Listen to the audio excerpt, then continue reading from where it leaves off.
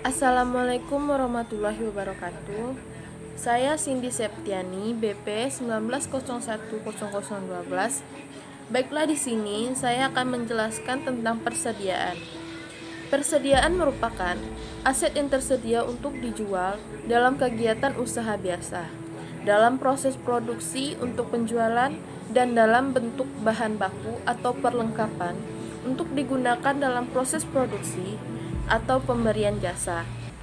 Klasifikasi persediaan sangat tergantung pada nature of business entitas. Klasifikasi persediaan perusahaan manufaktur yang pertama dari bahan baku menjadi barang dalam penyelesaian atau barang setengah jadi menjadi barang jadi. Sedangkan entitas bagi jasa yaitu biaya jasa yang belum diakui pendapatannya diklasifikasikan sebagai persediaan.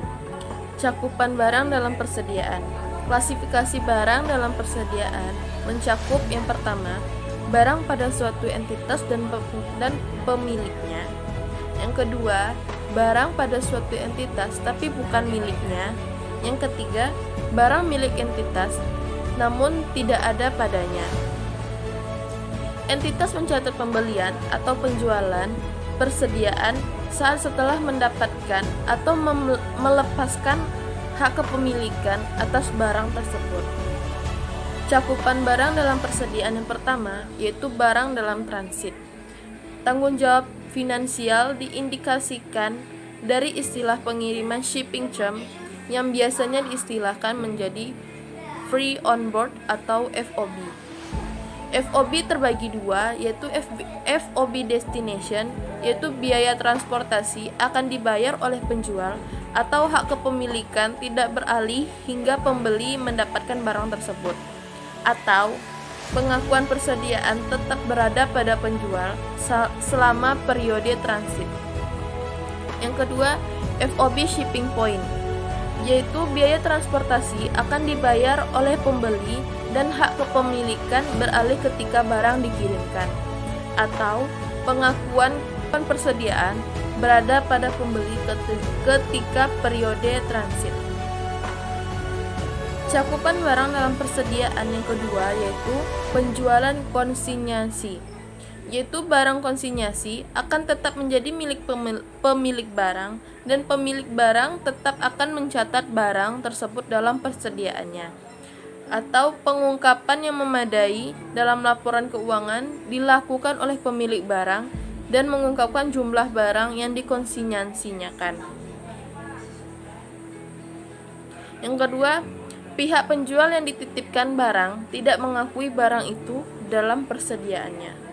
Cakupan barang dalam persediaan berikutnya, ketika transaksi penjualan dilakukan dan hak kepemilikan telah beralih, atau seharusnya risiko dan manfaat dari kepemilikan juga beralih dari penjual ke pembeli. Nah, penjual masih harus mengakui kepemilikannya atas barang tersebut dan tidak terjadi pengurangan atas persediaan penjual jika penjual masih memegang resiko dan manfaat dari kepemilikan atas barang tersebut. Cakupan barang dalam persediaan. Penjualan dengan perjanjian pembelian kembali, yaitu pembeli tidak dapat mengakui perjanjian tersebut sebagai penjualan dan tidak mengurangi barang tersebut dari persediaannya.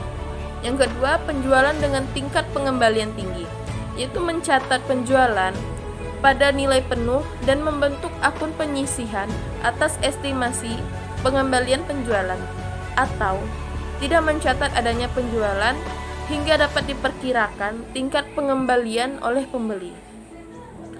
Pengukuran persediaan. Berdasarkan PSAK 14 revisi 2008, persediaan diukur berdasarkan biaya atau nilai realisasi neto. Nah, bisa dikatakan biaya persediaan setelah mencakup biaya pembelian, biaya konversi, dan biaya lainnya. Sistem pencatatan persediaan ada dua sistem, yaitu sistem perpetual dan sistem periodik. Sistem perpetual, pencatatan yang up-to-date terhadap persediaan selalu dilakukan setiap perubahan nilai persediaan. Tetapi sistem periodik, Kuantitas persediaan ditentukan secara periodik atau hanya pada saat perhitungan fisik atau stock of name. Yang pertama, melakukan dengan sistem perpetual, yaitu dengan cara pembelian dicatat dengan mendebitkan akun persediaan. Yang kedua, ongkos angkut pembelian dicatat dengan mendebit persediaan, pengembalian barang atau retur, dan potongan dengan mengkredit persediaan. Yang ketiga, pada saat penjualan, akun beban pokok penjualan didebitkan dan akun persediaan dikreditkan. Sedangkan dengan sistem periodik, pembelian dicatat dengan mendebit akun pembelian. Yang kedua, persediaan akhir ditentukan dengan perhitungan fisik atau stock of name. Yang ketiga, perhitungan beban pokok penjualan. Sistem pencatatan persediaan, perpetual dan periodik. Jika transaksi pembelian, maka jurnal pada metode perpetual yaitu persediaan didebit, kas atau utang dikredit. Sedangkan metode periodik, pembelian didebit, kas atau utang dikredit. Yang kedua, dengan transaksi retur pembelian atau potongan harga. Di metode periodik, utang didebit, retur pembelian dikredit. Sedangkan di metode perpetual, utang didebit, persediaan dikredit. Yang ketiga, transaksi beban angkut. Pada metode perpetual, yang didebit persediaan dan yang dikredit kas. Sedangkan di metode periodik, yang didebit beban angkut dan yang dikredit kas. Selanjutnya, pelunasan dan potongan pembelian. Di metode perpetual, utang didebit, kas dikredit, persediaan dikredit. Tapi di metode periodik, utang didebit, kas dikredit, potongan pembelian dikredit. Perbedaannya pada persediaan dan potongan pembelian. Selanjutnya, jika transaksi penjualan, kas atau piutang didebit, penjualan dikredit jika menggunakan metode perpetual, dan BPP didebit, persediaan dikredit. Itu masih menggunakan metode perpetual.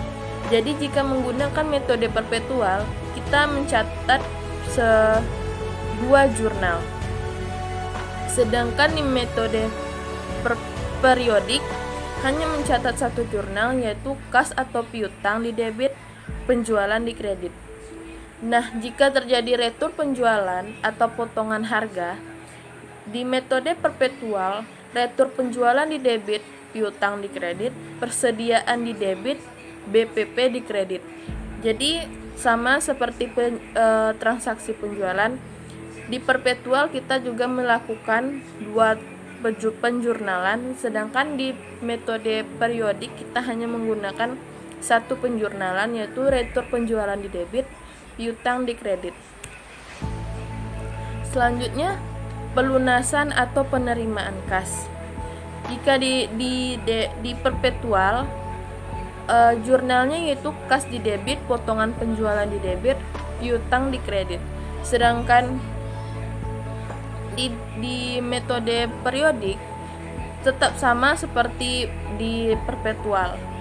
Jadi pelunasan atau penerimaan kas, metodenya baik perpetual maupun periodik itu sama jurnalnya. Sedangkan di akhir periode, di perpetual tidak ada melakukan penyesuaian, sedangkan di periodik melakukan penyesuaian. Baiklah, sekian penjelasan saya tentang persediaan. Mohon maaf apabila ada kekurangan. Assalamualaikum warahmatullahi wabarakatuh.